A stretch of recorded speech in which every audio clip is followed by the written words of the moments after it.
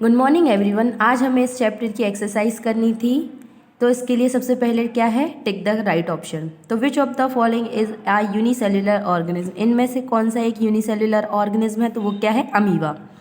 क्या है, amoeba. Which of the following is not present in plant cell, plant cell में क्या नहीं होता है, लाइजोसोम मौजूद नहीं होते, तो इसका आंसर क्या आ जाएगा, lysosome. Which of the following is called suicidal bags in the cell of the cell, तो ये क्या होते हैं, lysosomes. Which of the following is a storage compartment of a cell, एक सेल का स्टोरेज कंपार्टमेंट क्या कहलाता है, वैक्यूल। क्या कहलाता है, vacuole. Which of the following is not an organelle, इनमें से एक ऑर्गेनेल क्या नहीं है, तो क्या नहीं है, सेल वॉल। इसका आंसर क्या है, cell wall. Which of the following component is not present in animal cell, इनमें से कौन सा कंपोनेंट है जो एनिमल सेल में नहीं होता है, तो वो क्या होता है, सेल वॉल। नेक्स्ट है, which of the following is colourless plastids, इनमें से कौन सा प्लास्टिड कलरलेस होता है, तो वो कौन सा होता है, ल्यूकोप्लास्ट। कौन सा होता है, ल्यूकोप्लास्ट। नेक्स्ट आते हैं very short answer type question. तो who discovered the cell, cell किसने डिस्कवर्ड की थी, रॉबर्ट हुक ने। किसने की थी, Robert Hooke. What is the shape of red blood cells, red blood cells का शेप कैसा होता है, तो ये क्या होता है, वाई कॉनकेव शेप होता है। कौन सा शेप होता है, वाई कॉनकेव शेप। नेक्स्ट है, what are different parts of nucleus, nucleus के अलग अलग पार्ट को लिखना है, तो ये पेज नंबर 80 पे दिया गया है। ये यहाँ point revision at a glance है, उसका first second third fourth fifth point जो दिया गया है उसमें लिखा है ये न्यूक्लियोप्लाज्म से लेके क्रोमोसोम्स तक, ये है वेरी शॉर्ट का थर्ड आंसर। नेक्स्ट क्या है, what are different plastids, plastids के नाम बताना है, तो क्लोरोप्लास्ट, क्रोमोप्लास्ट और ल्यूकोप्लास्ट, ये सभी इसके डिफरेंट टाइप्स हैं प्लास्टिड्स के। Which organelle of the cell is called the powerhouse of the cell, तो सेल का पावर हाउस किसे कहा जाता है, माइक्रोकॉन्ड्रिया। किसको कहा जाता है, माइक्रोकॉन्ड्रिया। फिर दिया है, what is cell sap, cell sap किसे कहते हैं, what does it responsible for, ये किस चीज़ में, किस चीज़ के लिए रिस्पॉन्सिबल होता है, तो इसका आंसर पेज नंबर 78 पे दिया गया है। 78 पे ये दिया गया है, the fluid present in the vacuole is called cell sap, it is responsible for maintaining the shape and structure of the cell. ये है वेरी शॉर्ट का 6 आंसर। किसका, वेरी शॉर्ट का 6। नेक्स्ट आते हैं शॉर्ट आंसर टाइप क्वेश्चन। तो short answer type question में दिया क्या गया है, डिफाइन सेल। पहला क्वेश्चन क्या है, डिफाइन सेल, जो कि पेज नंबर 80 पे दिया गया है, वो ये है। तो इसका जो डिवीजन एट अ ग्लैंस का थर्ड पॉइंट लिखना है, cell is a structural and functional unit of life, ये हो जाएगा हमारा शॉर्ट का फर्स्ट। नेक्स्ट दिया गया है, व्हाट इज सेल मेम्ब्रेन, क्या है सेल मेम्ब्रेन, तो इसका आंसर पेज नंबर 76 पे दिया गया है। पेज नंबर 76 पे ये दिया गया है, a cell membrane is also called plasma membrane, is a thin porous layer, it encloses and protects a cell. यहाँ तक ये हो गया हमारा कौन सा, शॉर्ट का सेकेंड। नेक्स्ट है क्या, व्हाट आर प्रोकार्योट्स क्या होते हैं, ये हमें बताना था, पेज नंबर 77 पे है। 77 पे ये दिया गया है, the nucleus of some cells does not have nuclear membrane enclosing it, these are called prokaryotic cells and the organism which of these kinds of cells are called prokaryotes। ठीक है, ये हो गया शॉर्ट का थर्ड। नेक्स्ट है क्या, short का fourth, what are eukaryotes, eukaryotes क्या होते हैं, तो पेज नंबर 77 पे ये दिया गया है, जहां हमने ये किया था उसी के जस्ट नीचे से द सेल से लेके यहाँ तक यूकार्योट्स तक, यहाँ आ जाएगा शॉर्ट का फोर्थ। नेक्स्ट है शॉर्ट का फिफ्थ क्वेश्चन नंबर क्या है, डिफाइन क्रोमोसोम्स, हमें क्रोमोसोम्स को डिफाइन करना है, तो ये भी पेज नंबर 77 पे दिया गया है। 77 पे क्रोमोसोम्स दिया गया है, ये यहाँ तक। तो there are thread like structures present in nucleoplasm, these are called chromosomes, ये हो जाएगा शॉर्ट का फिफ्थ। फिर नेक्स्ट दिया गया है, डिफाइन न्यूक्लियस, हमें न्यूक्लियस को डिफाइन करना है, तो ये भी 77 पे है, यहाँ से it is the most important component of a cell से लेके यहाँ तक लिखना है, एक्टिविटीज ऑफ द सेल तक, यहाँ तक, ये हो गया हमारा शॉर्ट का 6। फिर आता है लॉन्ग का फर्स्ट। तो क्या है, how was the cell discovered, cell कैसे डिस्कवर हुई थी, इसका आंसर पेज नंबर 74 पे दिया गया है। ये यहाँ से रॉबर्ट हुक से लेके आप लोगों को ऑफ ऑल लिविंग मैटर्स तक लिखना है, ये हो जाएगा आपका लॉन्ग का फर्स्ट। क्या हो जाएगा, लॉन्ग का फर्स्ट।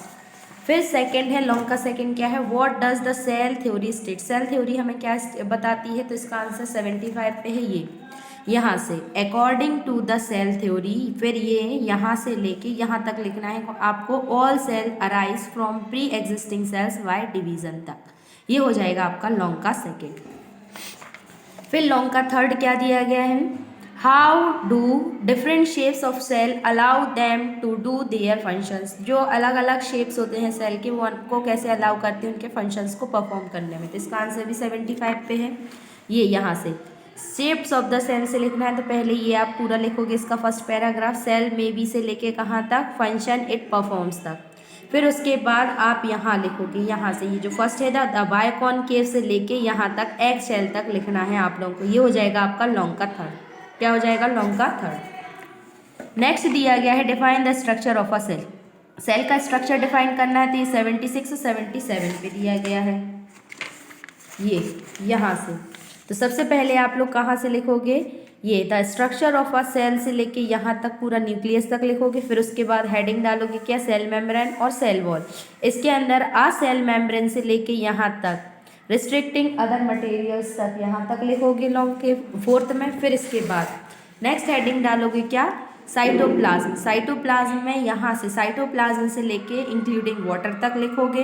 फिर इसके बाद क्या दिया गया है, लास्ट डालोगे न्यूक्लियस। तो फिर न्यूक्लियस में it is the most important से लेके एक्टिविटीज़ ऑफ द सेल तक यहाँ तक लिखोगे। यहाँ हमारा लॉन्ग का फोर्थ कंप्लीट हो जाता है। फिर नेक्स्ट है name the organelle present in a cell. Cell में जो ऑर्गेनल्स पाए जाते हैं उनके नेम बताने हैं हमें और उन ऑर्गेनल्स को डिस्कस करना है। तो पहला है गोल्गी बॉडीज, फिर वैक्यूल और माइक्रोकॉन्ड्रिया, इन तीनों को एक्सप्लेन करना है। तो इसके लिए सबसे पहले ये important cells organelles found in cytoplasm, तो इनके ये पूरे नाम लिख दोगे वैक्यूल्स तक। फिर उसके बाद माइक्रोकॉन्ड्रिया है, तो माइक्रोकॉन्ड्रिया पूरा लिखना है, माइक्रोकॉन्ड्रिया से लेके सेल तक। ठीक है, अब आप लोग नंबर डाल लेना जो फर्स्ट सेकंड थर्ड हो उस तरीके से। फिर उसके बाद गोल्गी बॉडीज़ है, तो गोल्गी बॉडीज़ पूरा लिखना है आपको, गोल्गी बॉडीज से लेके सेल मेल रूम तक।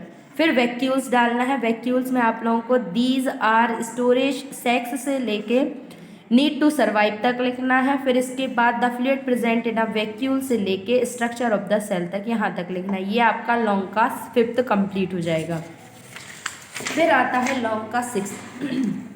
क्या है, what do you understand by cell division, why is it necessary.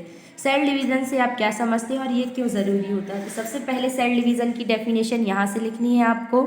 Cell division is the process of multiplying cell by dividing a single cell, ये लिखना है। इसके बाद फिर क्या लिखोगे आप लोग, it is necessary, it is necessary because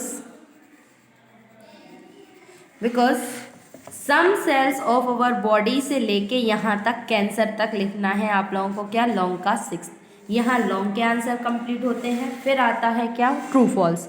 तो हमें स्टेट करना है ट्रू या फॉल्स। तो पहला क्या दिया गया है, amoeba has a regular shape. तो हमें पता है अमीबा का शेप रेगुलर नहीं होता है, तो ये क्या हो जाएगा, फॉल्स। फिर an egg of a hen can only be seen under a microscope, तो ये भी फॉल्स है क्योंकि हम हैन के एग को नॉर्मल आई से भी देख सकते हैं। नेक्स्ट है the nuclear membrane separates the nucleus from the cytoplasm. तो ये हमने पढ़ा है कि जो साइटोप्लाज्म को न्यूक्लियस से कौन सेपरेट करता है, न्यूक्लियर मेम्ब्रेन। तो ये क्या आ जाएगा, ट्रू। फिर है क्या, chloroplast are present in animal cell. तो ये हमने देखा है कि क्लोरोप्लास्ट एब्सेंट होते हैं एनिमल सेल में, तो ये भी क्या हो जाएगा, फॉल्स। फिर है chromoplast provides colour to flowers and fruits. तो ये हमें पता है क्रोमोप्लास्ट ही प्रोवाइड कराता है कलर, तो ये क्या हो जाएगा, ट्रू। फिर है plant cells have larger vacuoles than animal cell. तो जो प्लांट सेल्स होते हैं उनके वैक्यूल्स बड़े बड़े होते हैं एनिमल सेल के कंपैरिजन में, तो ये भी क्या हो जाएगा, ट्रू हो जाएगा। फिर आता है नेक्स्ट क्या, organism that are made up of many cells are called blanks organism. जो ऑर्गेनिज्म बहुत सारी सेल से मिलके बनते हैं उनको हम क्या बोलते हैं, मल्टी सेल्यूलर ऑर्गेनिज्म। क्या बोलते हैं हम, मल्टी सेल्यूलर ऑर्गेनिज्म। नेक्स्ट है the smallest cell in the human body are. जो स्मॉलेस्ट सेल ह्यूमन बॉडी में कौन सी पाई जाती है, रेड ब्लड सेल्स। कौन सी पाई जाती हैं, रेड ब्लड सेल्स। नेक्स्ट है cell wall is found in plant cell. जो सेल वॉल है वो किस में पाई जाती है, तो किस में पाई जाती है, ये प्लांट में। तो इसका आंसर क्या आ जाएगा, प्लांट सेल। फिर the blanks controls all the activities of a cell. एक सेल की सारी एक्टिविटीज कौन कंट्रोल करता है, इसका न्यूक्लियस। तो इसका आंसर क्या आ जाएगा, न्यूक्लियस। तो blanks are the green coloured organelles that contain the pigment chlorophyll. तो ये कौन से होते हैं, क्लोरोप्लास्ट। क्या होते हैं, क्लोरोप्लास्ट ऑर्गेनेल्स होते हैं। फिर नेक्स्ट है lysosomes are also called blanks of the cell. Cell के क्या कहलाते हैं लाइवोसोम्स, तो सुइसाइडल बैग्स कहलाते हैं ये। फिर मैच द फॉलोइंग आता है, तो सेल मेम्ब्रेन क्या करता है, enclose cytoplasm and the nucleus. Cytoplasm nucleus को क्या करता है, एंक्लोज करता है। सेल वॉल क्या करता है, एन एडिशनल कवरिंग प्रोवाइड कराता है वो सेल मेम्ब्रेन के ऊपर प्लांट्स में। फिर आता है साइटोप्लाज्म, तो साइटोप्लाज्म क्या करता है, ट्रांसपेरेंट मटेरियल भरा हुआ होता है सेल में। फिर आता है न्यूक्लियस, तो न्यूक्लियस क्या होता है, एक सेंट्रल स्फेरिकल स्ट्रक्चर होता है सेल का। फिर न्यूक्लियर मेम्ब्रेन, तो न्यूक्लियर मेम्ब्रेन क्या करता है, सेपरेट करता है न्यूक्लियस को साइटोप्लाज्म से।